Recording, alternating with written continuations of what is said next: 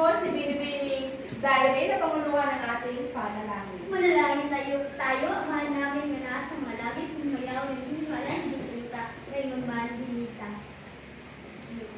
Still pray. Amen! Manatiling nakatayo para sa ating ehersisyo. Alam niyo ba ang ehersisyong ulo abaga? Oo! Yan ang ating kakantahin at sasayawin. Handa na bang lahat? Oo! Okay. Ulo abaga, hawak dapi-dapi, tuhod tiil, tangkang abaga, hawak dapi-dapi, tuhod tiil, tang-tang-tang-tang, hawak dapi-dapi, tuhod tiil. Ayan, napakahusay nyo palang sumayaw at umawit. Ngayon, bago kayo magsiupuan, ay pakiayos muna ang inyong mga hanay na inupuan at pakipulot na rin ang mga basurang makikita nyo. Ayos na bang lahat? Oo! Okay, sige, maaari na kayo umupo. Binibining Diary, maaari ko bang malaman kung sino ang lumiban sa araw na ito? Wala po, ma'am. Ayan, napakagaling. Dahil dyan, bigyan natin ng kukakyap ang inyong mga sarili. 1, kukak, 1, 2, kukak, 1, 2, 3, kukak, sabay-sabay. 1, kukak, 1, 2, kukak, 1, 2, 3, kukak. Ayan. Okay, para maging maayos ang ating klase, ay may inahanda ako dito at itong tunay na dapat ninyong sundin. Makabasa ng sabay-sabay. Umupo ng maayos, tahimik ang nagsasalita sa harap, hindi mabuti, itaas ang kamay kapag may tanong o isasasagot. Nagkakaintindihan ba tayo? Opo! Okay, ngayon, bago tayo mag-umpisa sa ating bagong paksa, sino sa inyo ang makakapagbahagi kung ano ang tinalakay natin sa nakaraang tagpo? Pinipiling Bailoses. Ang sinalakay natin noong nakarang tagpo ay tungkol sa mga makrong kasanayan. Okay, magaling. Tama ba? Oo! Okay. Ngayon ay bago tayo magsimula sa ating panibagong paksa o tatalakayin, ay pakinggan muna ninyo ito. Isang araw, may estudyanteng tinanong ng guro, "Diary, bakit wala ka kahapon?" Sumagot si Diary, "Ma'am, kasi po, present po ako kahapon, ma'am. Ngayon, class, ano bang napansin ninyo? Nakakalito ba ang sagot ni Diary?" Oo. Tama, dahil iba ang nais na ipahiwatig sa totoo niyang sinabi. Ngayon, bago tayo magpatuloy, isipin niyo ito. Paano kung paano kung mali ang paggamit ng salita, tono at kilos? Maaaring malinaw kaya o magiging malinaw kaya ang ating mensahe? Binibining Pinyanola? Hindi po dahil hindi po magkakaintindihan Tama, malalaman natin yan sa ating tatalakayin. At ito ay tungkol sa makibasa ng sabay-sabay. Pag-unawa ng iba't ibang uri ng pagsasalita. Pero bago yan, makibasa muna ang ating mga layunin na dapat nating makamtan pagkatapos sa klase. Nakukoy iba't ibang uri at layunin ng pagsasalita na ipapakita sa magitan ng role-play ang mga uri ng pagsasalita batay sa ibigay ng sitwasyon na ipamamalas ang pagalang at tamang pagtugon sa kausap. Okay, maraming salamat. Sa uulitin, ang ating paksa ay tungkol sa pag-unawa ng iba't ibang uri ng pagsasalita. Alam naman natin na araw-araw tayo nakikipag-usap. Pero alam niyo ba na may iba-iba ang paraan at layunin ng ating pagsasalita depende sa sitwasyon? Hindi. Okay. Sige, ngayon, himayin natin isa-isa. Una ay ang pakibasa. Pagkilala sa iba't ibang layunin ng pagsasalita. Pakibasa ang pakibasa. Malaga na gumawa ang mga pagsasalita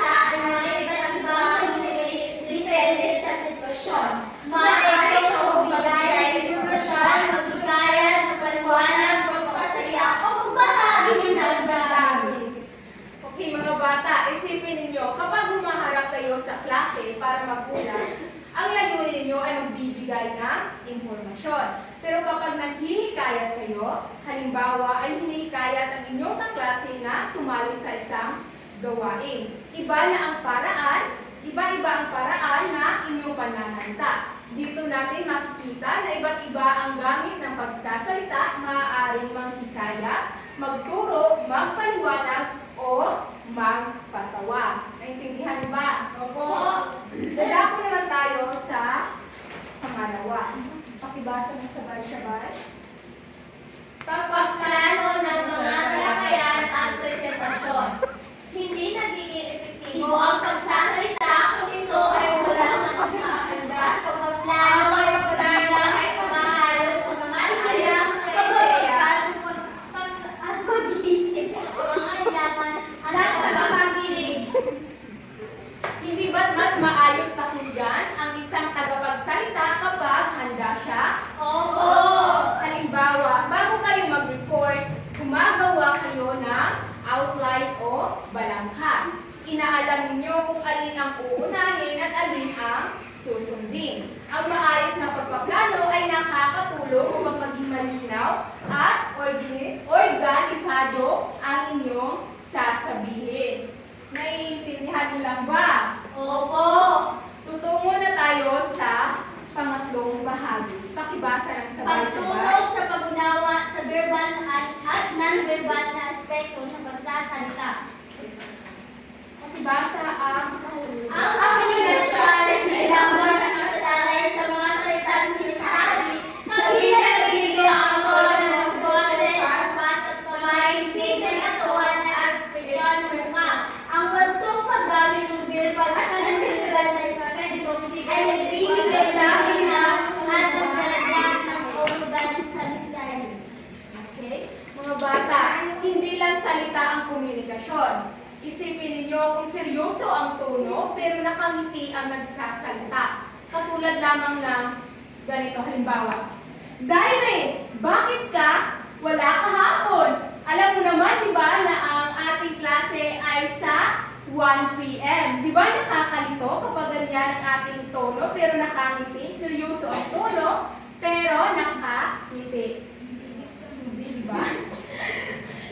Ang ating tinig, galaw ng katawan, kupas ng kamay at ekspresyon sa mukha ay bahagi rin sa ating mensahe. Kaya dapat maging magkatugma ang ating sinasabi at ipinapakita sa ating ekspresyon sa mukha. Kakaintindihan ba? Ano ang tututok sa pag-unawa ng verbal at non-verbal? Okay. Kasunod ay ang Pagsasalay sa pagpapahayag ng mga opinyon at agreemento. Ang kakayahang magsalita ng sariling pananaw ay pagtatulong sa pinaglalagyan ng maganda. Sa pamamagitan ng pagsasalay ito ang isang tao na bahala ng ideya ng malinaw, bigay ng kailangan ng pagpantas sa pananaw ng panahalaan ng mga at makatwiran. Kung kayo ay nasa debate, hindi sapat na may opinion kayo. Dapat marunong din kayo magbigay ng matibay na dahilan o ebidensya upang suportahan yung sinasabi at sa ganitong paraan natututo kayong naging lohikal at makatwirang sa inyong pananaw. Naintindihan niyo ba? Opo! Tutungo naman tayo sa panghuli. Pakibasa ng sabay-sabay. Nang sabay-sabay ha. 1, 2, 3. Ang komunikasyon ay dalawang panig may salita at may nakikinig. Mahalaga ang gusto pagtugon sa pamamagitan ng salita o kilos upang ipakita ang kagalang at pagkilitaw. Ang tamang reaksyon ay nagpapataas sa ugnayan at nakatulong sa mas maayos na daloy ng pagkakausap. Okay, maraming salamat. Kapag may nagsasalita, mahalaga rin ang ating tugon. Halimbawa, kung may kaklase kayong nag-uulat, ang simpleng pagtango, pakikinig, ng maayos, o pagbibigay ng respeto. Sa gayon, nagiging mas maayos ang daloy ng talakayan. Naintindihan niyo ba? Opo! Wala na bang mga katanungan? Wala na po! At dahil dyan ay bibigyan ko kayo ng mga gawain. Ngayon, alam na natin kung ano ang iba't ibang uri ng pagsasalita. Subukan naman natin sa aktwal na sitwasyon. Hahatiin ko kayo sa dalawang grupo. Ito ang unang grupo at ito ang pangalawang grupo. At narito ang panuto. Bumuo ng isang maikling roleplay kasama ang inyong grupo batay sa sitwasyong ibinigay. Ipakita ang tamang uri ng pagsasalita gamit ang malinaw na pananalita, angkop na kilos, at wastong layunin. Siguraduhin na lahat ng miyembro ay makikipagbahagi sa pagtatanghal. Pero bago yan, narito ang gabay na inyong isaalang-alang sa inyong paggawa. Pakibasa?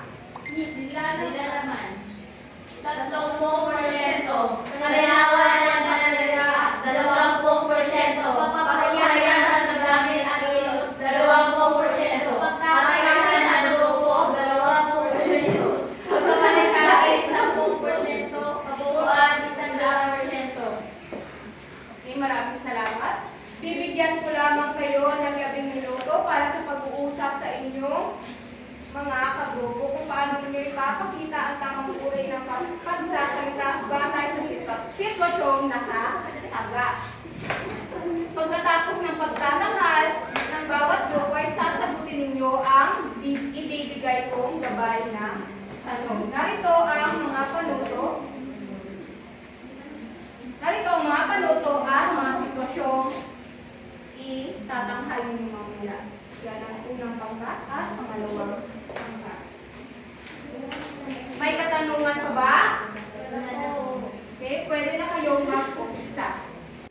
Ayan, tapos na ang inyong 15 minuto. Handa na bang lahat? Opo. Unang pangkat, handa na ba kayo? Opo. Maaari na kayong mag-umpisa sa harap.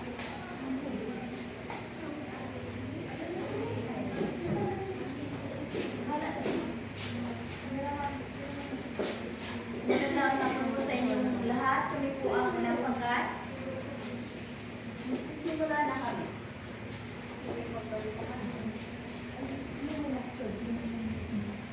Okay.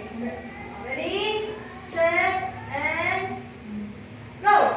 Magandang araw mga kababayan. Narito po ako sa isang ilog kung saan ang mga basura ay napakarami at napakabaho. At yun lamang po ang balita sa araw na ito. Balik po sa inyo, binibiling diary at binibiling na layuna. Yan na po na ulat sa araw nito. Magbabalik ang magandang buhay sa magatay ng mga kwentuhan.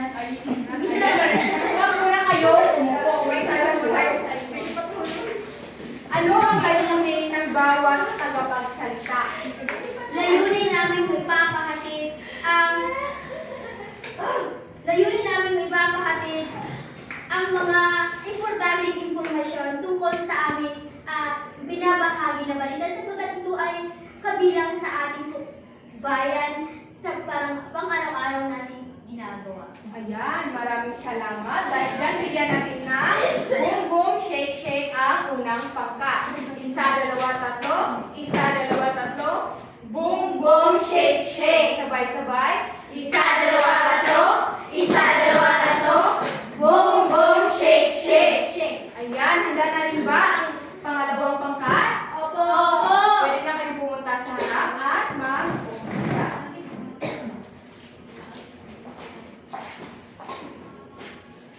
Naghapon po sa inyong lahat. Magandang hapon din sa iyo, Binibini. Marami po.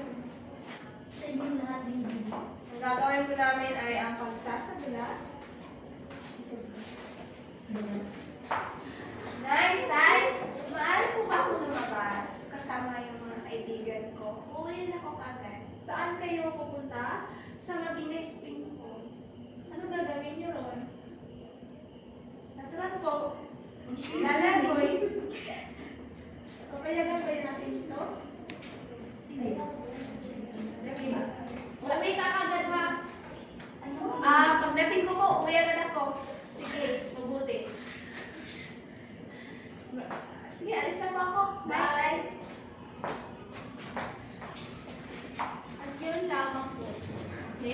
bago yan, may tanong muna ako sa inyo.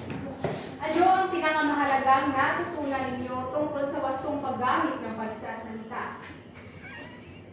Ang natutunan namin dito ay dapat na malinaw at maayos ang aming mga sinasalitaan sa ganun ay hindi magkaroon ng hindi pagkakaunawaan.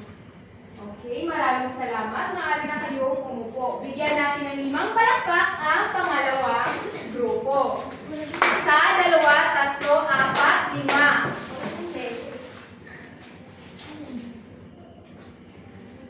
Gusto nyo rin ba ng boom boom shake shake pangalawang pangkat? Aba! Okay, bigyan natin ng boom boom shake shake ang pangalawang grupo. 1, 2, 3. 1, 2, 3. Boom boom shake shake. May mga katanungan pa ba, class? Wala na po!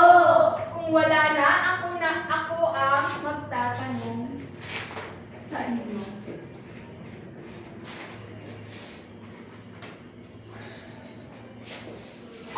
Sino-sino ang makakapagbigay kung ano ang ating paksang sinalakay? Binibining direct. Ito, ang ating sinalakay ngayong umaga ay tungkol sa iba't ibang uri ng mga layunin ng pagsasalita. Okay, maraming salamat. Bigyan natin ng Rupami, Clark, si Melissa. 1, 2, 3. 1, 2, 3. Go! Go, go! Pangalawang tanong. Ilan ang bahagi ng ating paksa ngayon? Ilan na ulit ang binibining kabusog? 5 po. Maraming salamat. Magaling, kabusog. Bigyan natin ng 5 palakpak si binibining kabusog. 1, 2, 3, 4, 5. Forward! Okay. Wala na bang mga katanungan? Wala na po. Dahil dyan, bibigyan ko kayo ng maikling pagsusulit. Narito lamang ang mga panuto at ano ang gagawin ninyo sa ating maikling pagsusulit. Bibigyan ko lamang kayo ng 5 minuto para sagutan ito. Isulat lamang ito sa kalahating papel. Ang oras ninyo ay mag-umpisa na.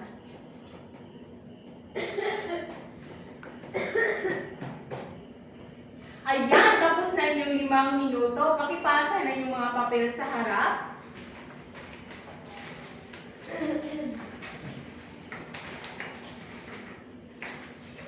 Wala na bang mga katanungan? Wala na po.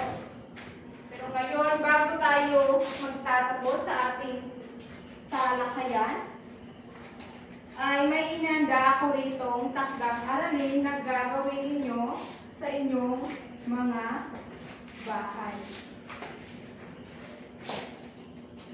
Pakibasa ng sabay-sabay. Maganda ng isang maikling talumpati, malilubay pang 5 tatlo at o 5 pangungusap tungkol sa isang isyong malapit sa inyong buhay. Obserbahan kung paano ninyo nagagamit ang verbal at non-verbal na aspekto ng pagsasalita. Ay, naiintindihan lang ba ang mga bata? Opo. Sulat lamang ito sa buong papel at pakipasa sa susunod na tagpo. Wala na bang mga katanungan? Wala na po. Okay, kung ganon, maaari bang tumayo ang lahat para sa ating panghuling panalangin? Ang inaaanuhan ko ulit, binibining direct sa ating panghuling panalangin. Amen. Amen! Paalam, class!